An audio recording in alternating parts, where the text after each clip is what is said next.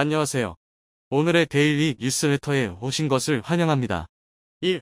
K가 순식간에 폭발했다? 2. 루머를 퍼뜨린 사람의 10원. 3. 정품 증. 한번 진실을 알아봅시다. 이미 12년 전 개발이 완료된 한국형 냉동 방어체계 캅스. 이보다 발전한 3세대 앱스 기술 국내 개발 완료. 모난돌이 정 맞는다는 속담이 있습니다. 남들보다 너무 뛰어난 사람은 미움을 받기 쉽다는 말인데요. 최근 파죽지세의 기세로 무기 수출을 이어나가고 있는 한국을 안이 꼽게 보고 있던 이들이 K2 전차가 노르웨이스 주전에서 아쉽게 탈락하고 말자 기다렸다는 듯이 달려들어 물어뜯고 있다고 합니다. 언제나 비방을 일삼는 중국과 일본은 그러려니 하는데 유럽에서도 K2 전차를 깎아내리는데 동참했다고 하는데요. 이들은 K2 전차의 방어력이 북한이 러시아에서 베껴온 짝퉁 대전차 미사일조차 막을 수 없는 허접한 물건이라 주장하고 있습니다. 심지어 K2 전차를 대량으로 도입한 폴란드에서 조차 이러한 주장에 동조하는 이들이 있다고 하는데요. 하지만 폴란드 국방부가 바보도 아니고 수조 원이 들어가는 계약을 허술하게 진행했을 리는 없었는데요. K2 전차의 방어력 테스트에서 날아든 포탄을 튕겨내는 장면을 공개해 반대론자들이 입을 다물게 만들었다고 합니다. 게다가 최근 한국에서 최초로 개발 중인 3세대 안티 대전차 미사일 기술이 공개되었는데요. 이미 핵심 기술의 국산화를 완료한 상황이라 K2 플로이 생산되기 전에 개발이 완료될 수 있을 것으로 예상되고 있습니다. 달기만 하면 전차의 생존력을 3배로 늘릴 수 있다는 차세대 안티 미사일 기술.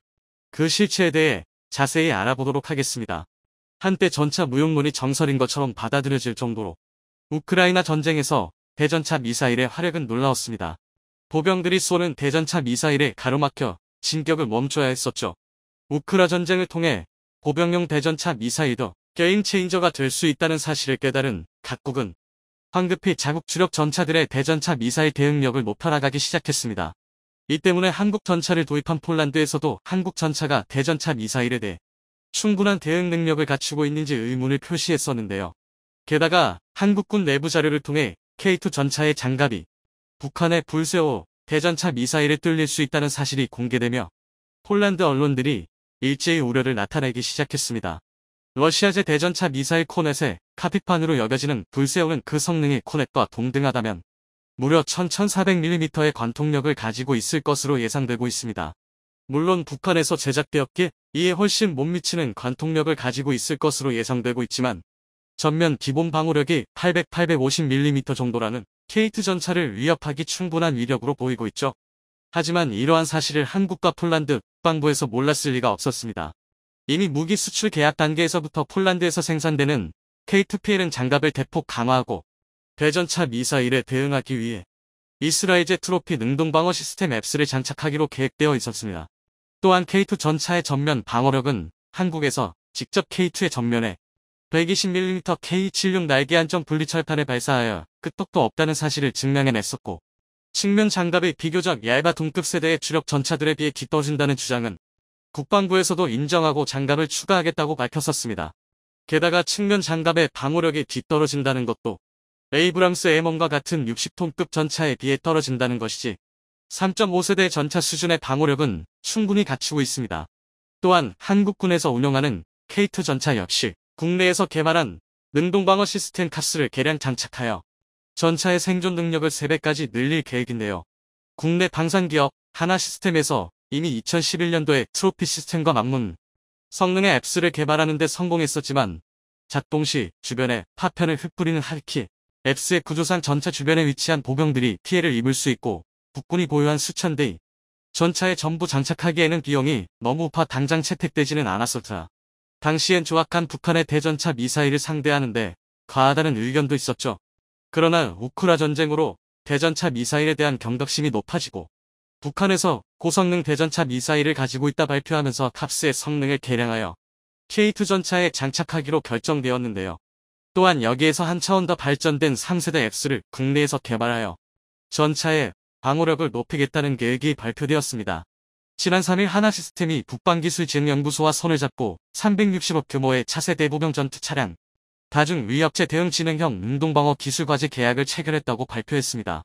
하나시스템은 복합형 능동방어 기술과 지상용, 지향성 방해 기술을 개발하여 다중 위협체에 대응 가능한 지능형 앱스를 개발할 계획으로 2011년에 개발했던 캅스를 개량하고 발전시키는 것과 동시에 새로운 앱스를 개발할 계획을 공개했습니다. 한화에서 새롭게 개발하는 앱스는 지난해 개발을 완료한 항공기용 첨단 방어 시스템 더크의 지상용이라고 볼 수 있습니다. 더크는 지향성 적외선 방해 장비로 아군 항공기를 공격하는 적의 대공 미사일에 대응하는 장비로 적의 미사일 신호가 탐지되면 고출력 레이저를 발사해 미사일의 시기를 교란하여 아군 항공기를 보호하는 첨단 방어 시스템입니다. 쉽게 이해하자면 날아오는 미사일은 강력한 레이저를 발사해 눈을 멀게 만들어버리는 것입니다. 쉽게 이해하자면 날아오는 미사일의 눈에 강력한 레이저를 발사해 눈을 멀게 만들어버리는 것입니다. 세계에서 6번째로 개발에 성공한 것이었는데요. 한화 시스템은 이러한 더크 시스템을 지상용으로 개량하고 전차와 장갑차에 적용하여 적 대전차 미사일을 요격할 수 있도록 만들겠다고 발표했습니다. 한국의 차세대 앱스가 될 지상용 더크는 기존 앱스들과 달리 제블린과 같은 탑어택 방식의 대전차 미사일 공격에도 대응할 수 있을 예정인데요. 대부분의 앱스가 탑어택에 대응하기 어려운 것은 포대에서 요격탄을 발사해야 하기에 각도 조절이 자유롭지 못했기 때문입니다. 하지만 한화 시스템의 앱스는 본래 360도 위 아래 전방위의 미사일을 요격해야 했던 더크에 기반하였기에 전방위에 대한 대전차 미사일 대응 능력을 갖추어 탑어택 미사일의 완벽한 천적이 될 수 있을 것으로 기대받고 있습니다. 아직 한화의 레이저 앱스의 실물이 공개되지는 않았지만 이와 유사한 방식으로 대전차 미사일을 교란시키는 앱스를 장착한 전차가 실전에 투입된 적이 있었습니다.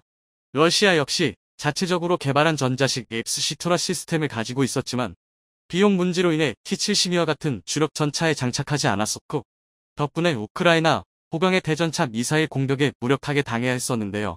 전세가 악화되자 지난해 중반 시토라 시스템을 장착한 러시아의 최신의 전차 T-90M제로의 전장의 모습을 드러냈었습니다.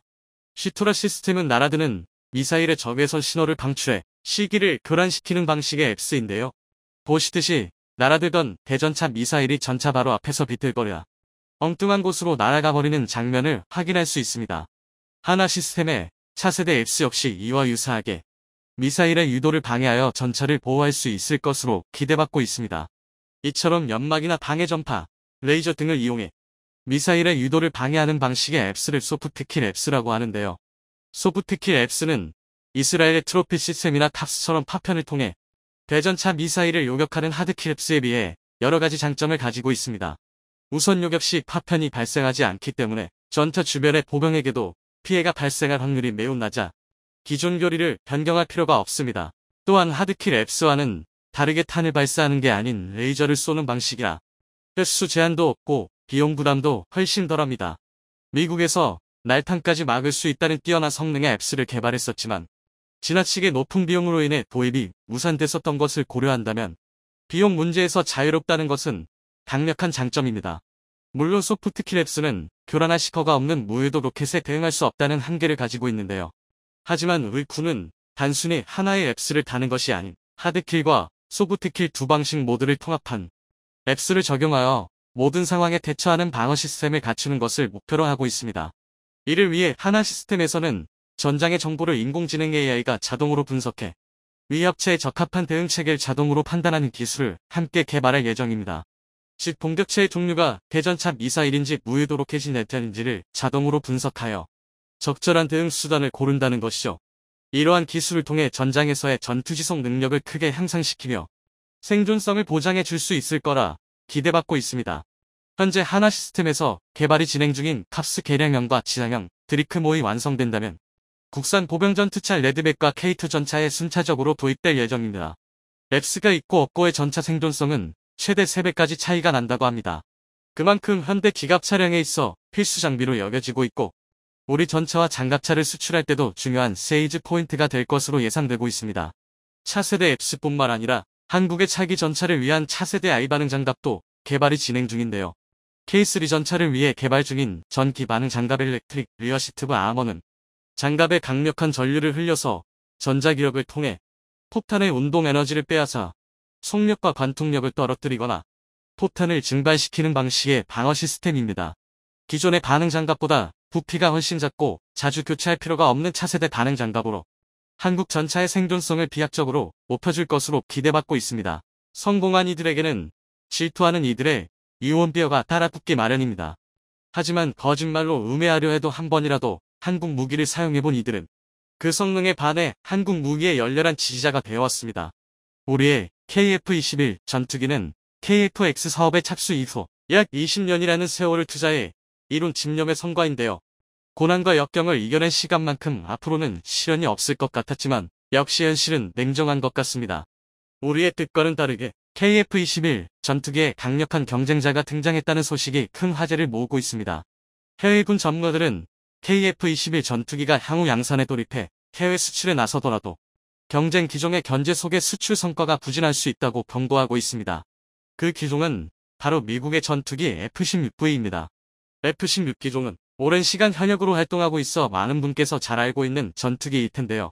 어떻게 해외에서는 최신형인 KF-21과 F-16V가 비교 대상이 되었는지와 두 기종을 현재의 기점에서 비교해 보겠습니다.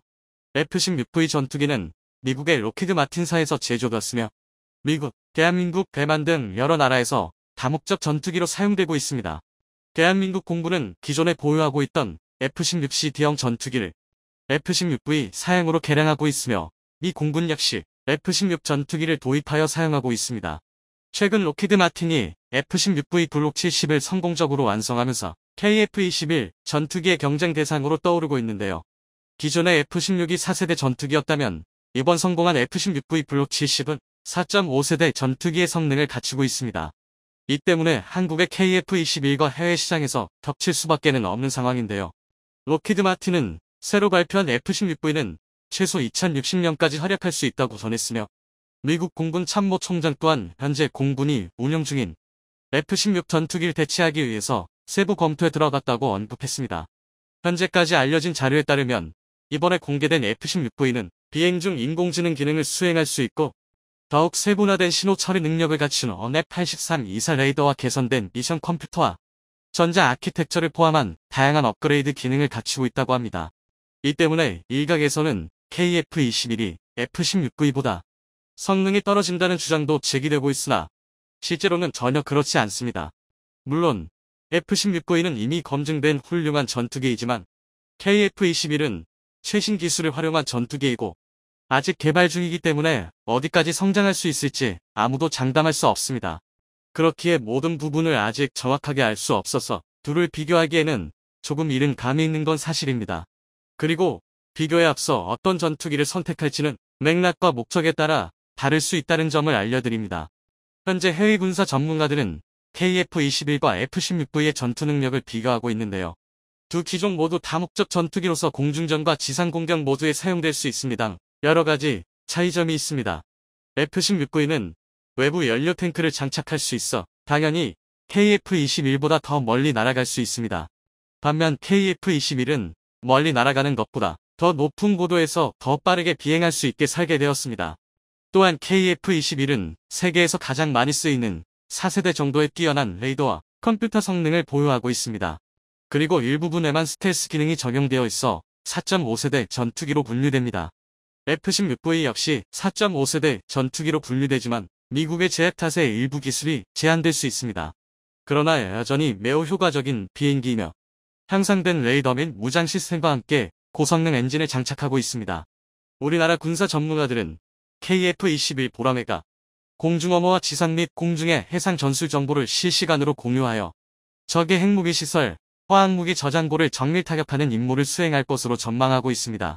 종합적으로 KF-21과 F-16V는 각각 최신급 전투기로 최신 기술을 적용하고 있으며 KF-21이 고속비행, 기동성, 무장과 레이더 시스템 등에서 뛰어난 성능을 자랑합니다.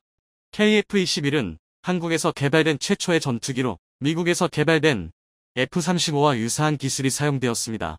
KF-21은 국산 기술을 적용하여 개발되었으며 스텔스 기술과 다양한 무기 시스템을 갖추고 있습니다. 최대 이륙 중량은 25,400kg이며 F-16V보다 크고 F-35A와는 비교적 비슷한 크기입니다. F-16V는 F-16과 마찬가지로 다목적 전투기로 비행 속도와 기동성이 높으며 최대 이륙 중량은 22,000kg으로 KF-21보다 작은 크기입니다. 전반적으로 KF-21과 F-16V는 각각 국내 기술과 미국 기술을 기반으로 개발된 다목적 전투기로 성능 면에서는 비슷한 부분도 있지만 크기나 무기 시스템 등에서 차이가 있는 걸 알 수 있습니다. 그리고 가장 차이가 크게 나는 부분은 스텔스 부분인데요. 우선 스텔스 기능 면에서는 KF-21이 한 수 위입니다. 레이더 반사 단면적인 아시즈 감소율이 F-16V 대비 약 80% 수준으로 크게 차이가 납니다. 또한 항전 장비 부분에서도 최신 기술이 적용돼 있어 우수한 성능을 자랑합니다. 무엇보다 중요한 점은 KF-21 개발 과정에서 축적된 경험과 기술들이 향후 한국 공군의 차세대 전투기 사업에도 활용될 수 있다는 사실입니다. KF-21은 대한민국의 국내 기술력을 대표하는 국산 전투기로서 국방산업 발전에 큰 기여를 할 것으로 기대됩니다. 반면 F-16V는 전 세계적으로 사용되는 고급형 F-16 전투기로서 높은 신뢰도와 성능으로 인해 많은 국가에서 선택하는 기종입니다. 물론 F-16도 초기에 만들어진 4세대 전투기 F-16AB 버전과 4.5세대 전투기 70 F-16V 버전은 거의 다른 전투기라고 불러도 무방할 만큼 많은 변화가 있었습니다. 그럼에도 불구하고 F-16V와 KF-21 사이에는 메울 수 없는 차이가 있습니다. 이는 설계 사상에서부터 비롯된 차이인데요. KF-21 전투기는 중형 이상의 다목적 전투기로 설계되어 있습니다. 이는 최초 설계 당시 소형 로우급 전투기로 제작된 F-16V와는 다른 점입니다. 최초 설계 당시만 해도 소형 로우급 전투기 F-16이 대륙을 가로질러 장거리 공격 비행을 한다는 개념 자체를 생각할 수가 없었던 것입니다.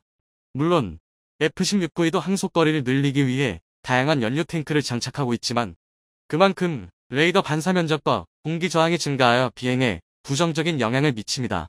내부 연료 탱크는 항속거리를 늘리기 위해 매우 중요한 역할을 하는데요. 이를 위해서는 기체가 중형 이상의 크기가 되어야 하며 이는 내부 무장창 장착을 위한 여유 공간과도 관련이 있습니다.